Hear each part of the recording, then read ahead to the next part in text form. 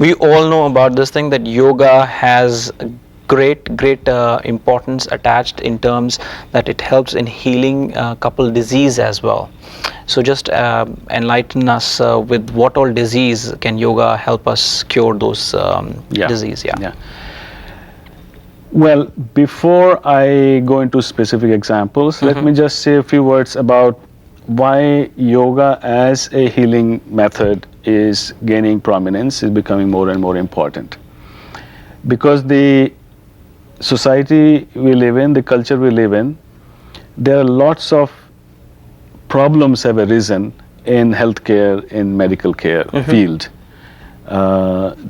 There are critical issues in emergency care, in diagnostics, in insurance, in the cost inflation, and all this. And a lot of people are uninsured or inadequately insured.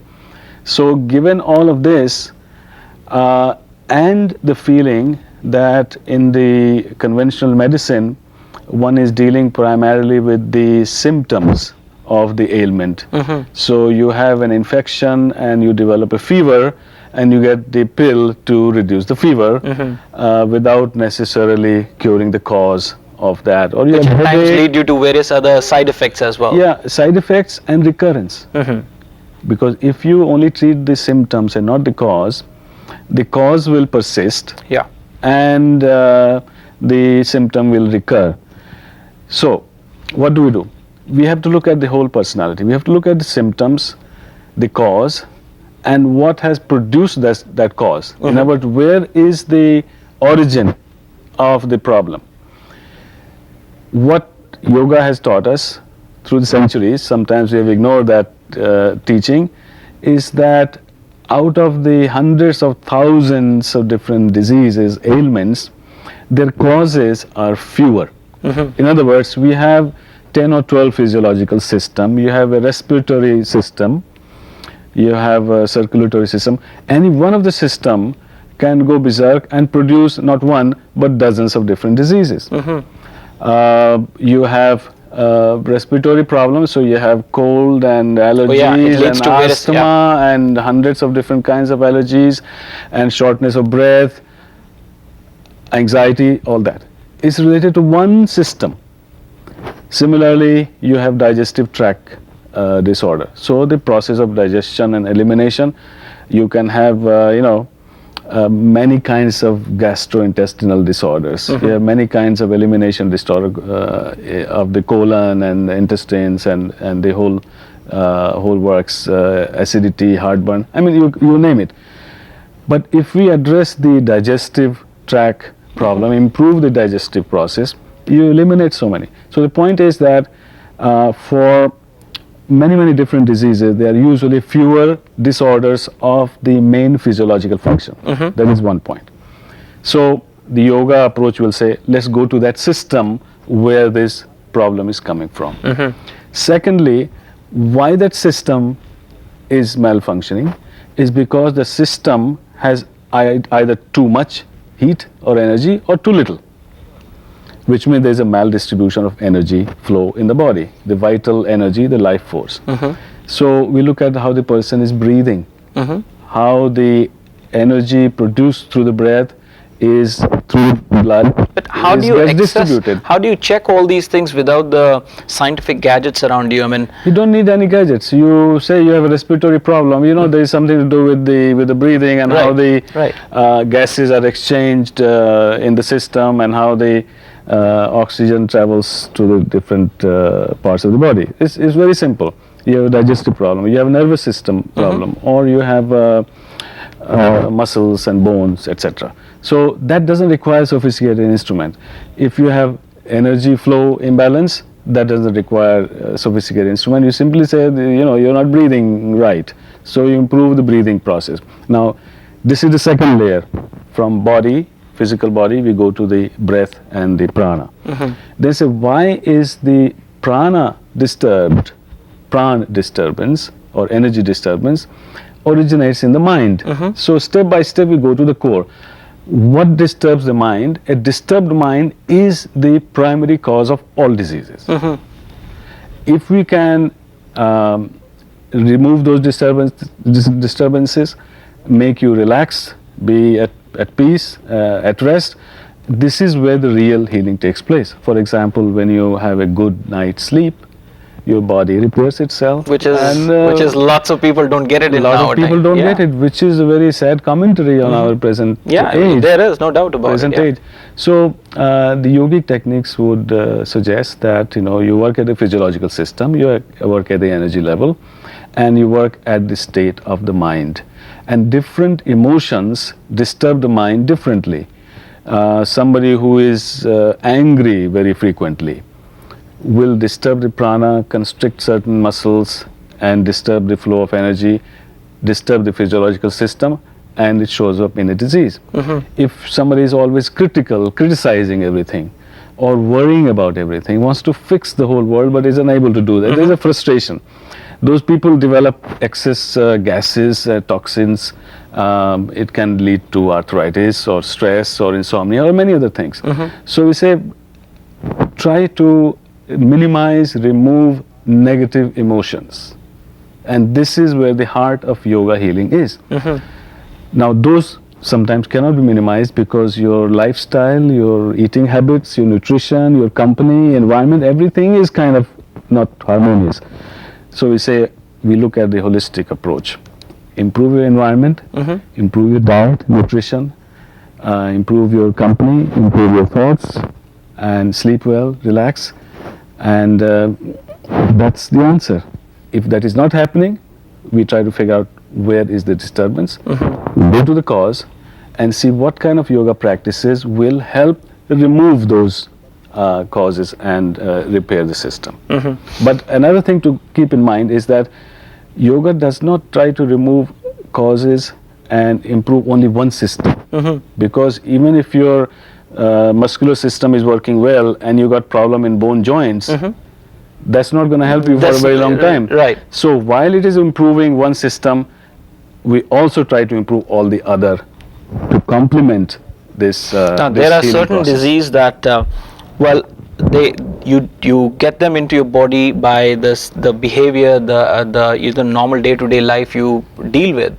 But there are certain things which come hereditary, like diabetes is one of those, and a couple of the diseases are like that. Yoga helps a lot to cure those diseases as well. Yeah. So tell us about that. Well, my own experience and my own understanding is that genetic factors are one factor. It's like the seed. Now, if you do not provide the fertilizer and water and sunshine to that seed, it will not sprout and grow into the tree. Right. So even if you are genetically prone to a condition, you do not add complementary factors to make that seed into the tree. So this is the approach. It's seed, let it remain seed, do other things to counterbalance it. Dhananjay, I see that you have got some pictures for us over here in our studios which show some asanas, that how these disease can be cured. So why don't you tell us with those pictures? Because I can show you some examples. Of course, some of these may not be that easy to do for a beginner student. We need a little bit of instruction and help from teachers. This is a posture called shoulder stand or Sarvangasana, where you are upside down, resting on your arms, shoulder, and back of the head. What this does is, as you can see, the pressure, the downward pressure of gravity is reversed, and the base of the throat is tightly squeezed. That's where the thyroid glands that control the metabolism in the body. So thyroidism, hypothyroidism, it helps to reduce weight. It gives increased supply of blood to the brain, so that improves the functioning. And by reducing the pressure on the veins in the legs, etc., it's also helpful for varicose veins, and the facial skin, the quality of the skin. Of course, there are contraindications. Someone with hypertension, high blood pressure should avoid this kind of inverted So poses. the time that you're telling me about these asanas, I also want to say that, as they say it in United States, that anything that you do, you should check with your physician first. So yoga is something, a treatment, a healer in itself. So do you think for any of these exercises one should consult a physician as well? As a precautionary step, I do suggest to everybody who is interested in not only doing yoga but applying yoga as a therapy to check with a physician if you are capable or not, because I may not know everything about the person walking in. Correct. I have to know the person first. So if I already have some sort of a report or diagnostic, that will be helpful, although it is not absolutely necessary. So as a matter of rule, we do suggest that check with your physician, and or at least let your yoga therapist or instructor know as much as possible what your concerns are, where your weaknesses are, and what your interests are. So not merely look at a book and begin doing it yourself. No. That is why the video programs that we have produced are so comprehensive and detailed, that it gives all the contraindications, it gives very detailed instructions, and it advises individuals to start very slowly from very simple practices that you can do without any problem, and as your body changes, as you become more comfortable, then to take on a bit more challenging practice. So you must always move gradually in steps. Never take on something that you hurt yourself or that makes your condition worse. Let's look at the next asana. Now, complementary to the shoulder stand is this posture called Matsyasana, the fish pose. As you can see, in comparison, here the throat is squeezed, here it is stretched. So this posture has to be always done right after this one, and you can also see that the chest and shoulders are fully open and moved back. The shoulder blades are squeezed. It improves your posture and increases the efficiency of your breathing, because your lungs are fully expanded and it's moving backward. So it counterbalances the first asana. And these two together can help with all the different ailments that I have mentioned. I can show you another one. This is called the tree pose or Vrikshasana. It is essentially a balancing posture, and all balancing postures have one very interesting benefit, that they help to calm the mind and make it able to concentrate better, because for all balancing, it's a training and practice in mental focus. The moment a thought enters the mind, the moment your mind gets distracted, you lose the balance. So if you can practice any balancing poses for 10 seconds, 30 seconds, 1 minute, over time you would definitely strengthen and focus your mind better. And you can ask me, is focus mind better, more helpful? Definitely. Whatever you do, you do with concentration, and the output, the quality of output is tremendously enhanced. Dhananjaya, as we were looking these pictures and these asanas that you were mentioning and explaining us, the other thing that I wanted to ask you is, has yoga shown treatments of any specific disease that has been very helpful to human? Because that's a very important point, and I would like to emphasize to your viewers as well, that over the past 15-20 years, especially in India, Europe, Russia and US, there have been a large number of scientific medical studies to see the effect of yoga practice on specific ailments. And many of them are available in published form. And what has been found, that yoga is particularly, of course, some studies have not been done yet, they are undergoing, that yoga has been particularly helpful and effective in conditions like arthritis, diabetes, stress, insomnia, asthma, allergies, and so on and so forth. And the list goes on. So that means all these are the disease, especially the disease that you mentioned. These are the disease I think every other person has, because these are more common disease, and yoga has answer for all of them. Right. Which but is a great I would thing. like to emphasize another point, is that not only for disease, for prevention, I think yoga is very important and effective for preventing if someone is prone to certain kinds of conditions, or someone interested in preventing and living a healthier and happier life. I think yoga will carry them a long way. Talking about you as a yoga instructor and a person who has been doing great job for yoga in United States, how are you pursuing your yoga teachings in US? Well, I teach several classes for children and adults and people with special needs and conditions. We are opening another studio and a holistic healing center where 20 or more different therapies will be available under one roof. We are also working as a volunteer at a school. Tell us about your school, which is quite famous down in Virginia. Yeah, the school was founded in 1984. So serving the community, we have about 50 different classes. Wow. And about 400 to 500 students. And all mixed, South Asian, Americans. Oh yeah, it's a non-profit 501(c) organization, non-discriminatory. So there are Americans and people from all over Asia. All various including of course India, and Pakistan, Bangladesh, Sri Lanka, Nepal, Afghanistan, and all people come there and everyone is welcome.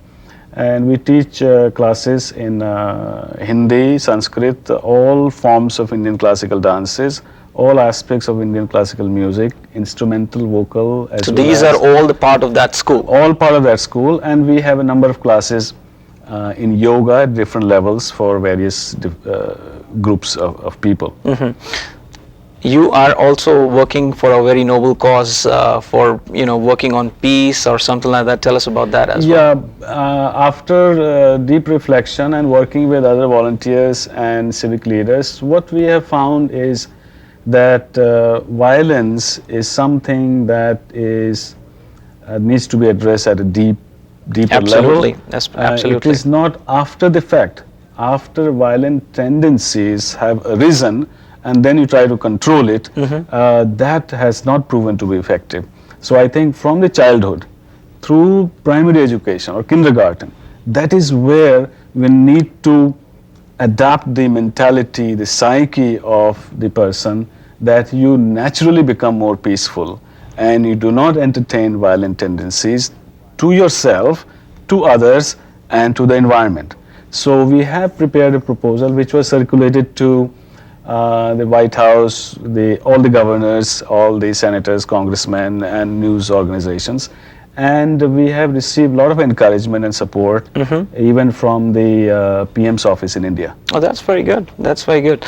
The other thing that I see in the market about Dhananjaya Kumar is too many videos available which talks about the yoga teachings, how to do yoga, and audio cassettes as well, which help you, which tells you about relaxation, meditation, and various things. So tell us about those things as well. Well, this is a natural outgrowth of the commercialization of any good idea, good or promising idea. So it is to be expected. It is common. Within that sea of products available, of course, their qualities differ. Some are purely as entertainment tools. Something looks good and you watch it and you put it back on your shelf. That is not the kind of stuff that we are interested in. We want to bring the right knowledge and practice and inform and attempt to educate people so that they can adopt it and benefit from it. So our emphasis is on comprehensiveness, on the depth and detailed explanation and instruction of how to do it. Now these are again a creative part of putting them all together into translation or whatever. The other great thing that I see about your personality is that you have written books as well. And not only limited to books, some of the books have been adapted for play as well. So tell us about those books and the plays that you have written. Yeah, I have been inspired and involved in a number of other literary and cultural projects. There are a few books, poetry collections, a few plays, children's plays as well. Some of them have been reviewed in India extensively. And my experience has been that if I do not try to force myself to do something, in which case the quality is much inferior, and I'm not too happy with that. As long as I allow things to happen, as long as I observe and experience and explore my inner self and say, okay, there is something that is waiting to be expressed, I try to allow that to happen.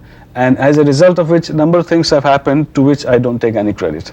I just enjoy, have fun. You have been given title of Yogacharya. You've been awarded by certain organizations. So tell us some of the prestigious awards that you've got in your career of yoga. Well, normally I've forgotten about them.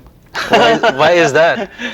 Because it doesn't really interest me to keep track of awards or recognitions, because that is not what keeps me alive. There have been many recognitions which are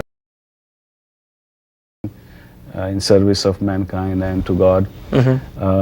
So I would tend to forget. Maybe if you want, we can send you some a listing of the things over the years, over the last 20-25 years that have happened. But I'm the least interested in recognition. I'm really glad to be here. You have invited me, and I hope that I'm able to share some of my intentions and some of my knowledge and experience.